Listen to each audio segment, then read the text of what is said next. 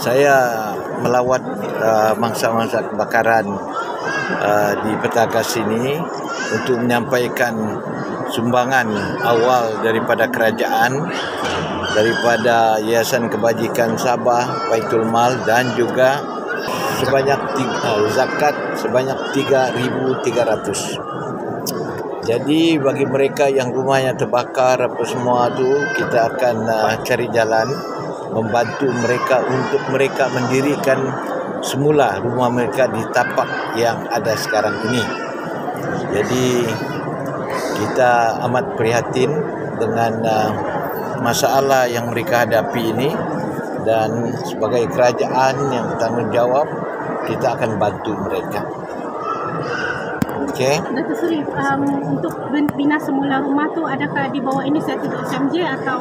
Ya, ada laporan yang rumah lebih kurang 10 Ya. kita akan bina melalui rumah mesra SMJ. Manakala yang ada rumah yang sebahagian saja terbakar, mungkin kita akan bantu di antara 5 hingga 10,000 ringgit kepada setiap mangsa kebakaran Bina balik di tempat di tempat itu.